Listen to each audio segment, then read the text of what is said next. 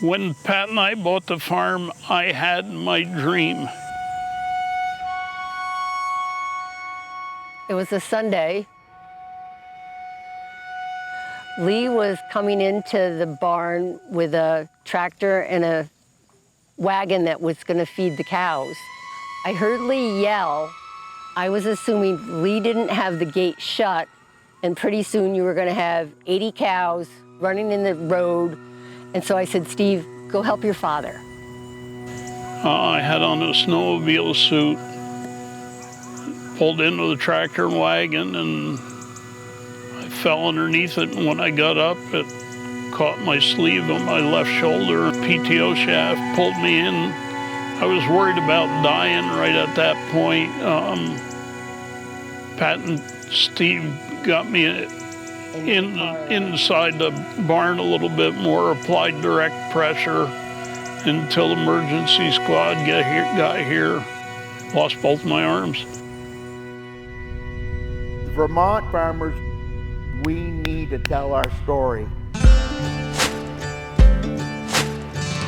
What we've known and loved our entire lives is slipping away from us. Just you wait to listen for the storm. Hear the difference in the wind. The majority of the people who are in this country cannot do what a farmer does. We are required to have people that can grow food for us, and we are losing those people. When the dark clouds form and start to turn, I'll run again.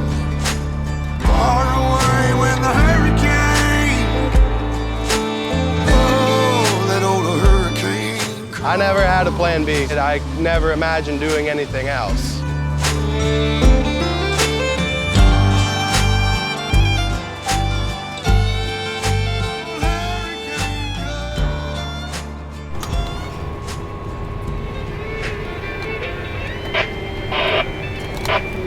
Doctors in Mass General that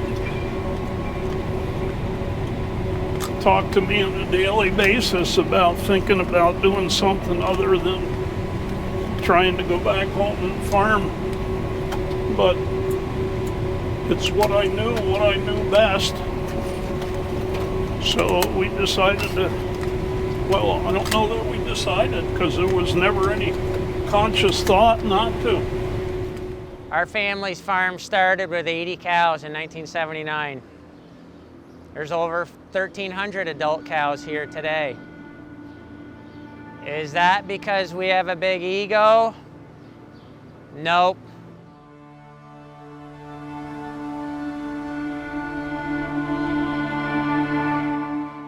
The cost of production compared to the income has not followed. So it's the volume that's been able to keep us going. We're one of the only industries that I know that has no control over the price of what we sell. All we can do is make more of it. The milk we produce on our farm is delivered fairly local here in Vermont. But our neighbors who have farms, their milk is in New York City, it's down in the Boston area. It travels, so it feeds a lot of people. Somebody in the government figured out a long time ago that citizens will get upset about high taxes and everything. But where people riot and overthrow governments is when they can't afford food. And so the US government has always had a cheap food policy. 15 years ago, there was a point where farmers were actually losing money for every gallon of milk they produced. People went hungry in the Great Depression. Our country said we're never going to put our citizens through that again. So we're going to ramp up industrializing agriculture, and we're going to make cheap food. And if we have to supplement farmers to do it, we want to do that. Well, now we're how many years from 1921, 2024, and the government doesn't want to subsidize. People don't want agriculture subsidized, but they still want cheap food. 1948, it's the last time they changed the pricing structure of milk. My grandfather's not a farmer. He hears what we're about getting paid now, and he laughs and says that's what they were getting paid when he was a child. The milk pricing formula that happens in this country is archaic. On a basic level, our pricing is done based on what they call a federal order. It all depends on markets, supply, the demand, and also foreign markets. It has nothing to do with what does it cost to make that milk. If you know it takes $10 to make a shoe, you can charge $20 to cover the cost to make a profit, really making it simple. With milk, you don't get that flexibility. We have two buyers of milk in Vermont, basically. DFA from out west and Agrimart of New England. If you take the price the dairy farmers paid at the door when they ship their milk to the amount that a person in a grocery store is charged on a gallon of milk, how much really goes back to the dairy farmer? For many years, I did delivery to stores and restaurants. And what I noticed was, like every 3 years, we would go up maybe 10 cents a gallon. And it was the end of the world to the store because they wanted to keep their price at a certain number. But you look at other products, they were going up, up, up, up. Today, you can almost buy a pint of milk cheaper than you can get a small bottle of water. We want cheap food, you got to pay the farmer to stay in business. The pricing system is failing us. The mechanism which prices milk is failing us.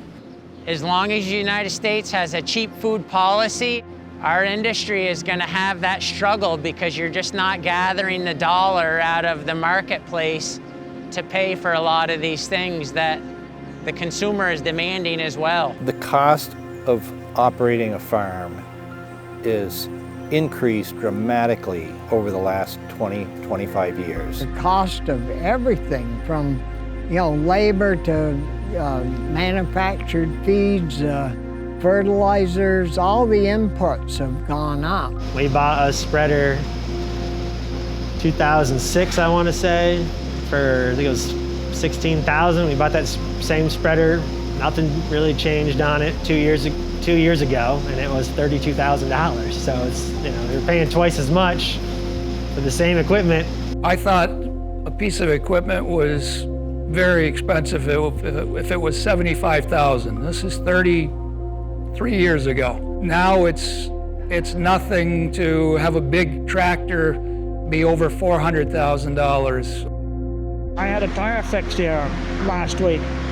A rear tire on a tractor. $600 and almost $700 to get a tire fixed on a tractor. That's practically a whole day's milk check. The joke in our house is that when everything falls, we won't have far to fall. We'll get back up, dust our knees off, and keep on going because that's how we live every day. Dairy, when you get done with the cattle, sheep, and goat farms, and the cheese making, and milk sales, and ice cream, we contribute $5.4 billion to the Vermont economy. We have surpassed tourism in what we contribute to the state of Vermont, and frankly, we're the reason for the tourism. Our money doesn't go far. If you support the farmer down the road, that money circulates in the community. Fuel dealers, it's feed dealers. The farm equipment dealers like ourselves. All the local businesses. It's the hardware stores. It's doctors' offices. It goes to the auto dealers. The local restaurants. It's the farming supply stores. To the truck dealers. We have, X amount of employees. They have X amount of kids. Those guys go to our little local school. And when you buy from a bigger corporation, that money ends up in their corporate, wherever, and it's kind of lost to here. And we, Monument Farms Dairy especially, we try to buy local because local supports us. And that's been our initiative. And it's not always the cheapest.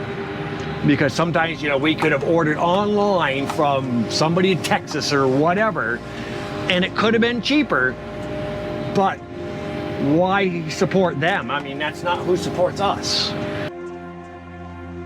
Every time we lose a farm, we lose that money being put into the local economy. It's a low margin business. You know, we spend every cent we get. To improve this industry, I think we need to take advantage of the technologies that are now available to us. And those are costly. Many farms don't have the ability to move in that direction. The general public has no idea how much money it costs to run all this equipment right here. And this is just a small fraction of what's moving today. We've got a mower, 2 dump trucks, a chopper, a merger. That's all moving. At any given moment, there's probably 2 to 3 skid steers moving throughout the whole day. Now you add up the man hours, the cost of the fuel, and the cost of the equipment, it's a staggering number. What it costs to feed America. If you're not being efficient, you're not going to survive, period. I asked if they needed a third truck, and he said he needed cleaner trees. I'm going to be moving down the road down to Barthel's little field. Monument Farms is proud to give voice to our local farming community. You can help support Vermont agriculture by choosing local products, visiting our farms, and sharing this video. Join us in preserving this critical part of our Vermont way of life. Produced by Monument Farms, in association with the Vermont Dairy Promotion Council and the Vermont Dairy Producers Alliance. Stay tuned, episode 2 arrives January 19th. Monument Farms, delivering nature's most perfect food since 1930.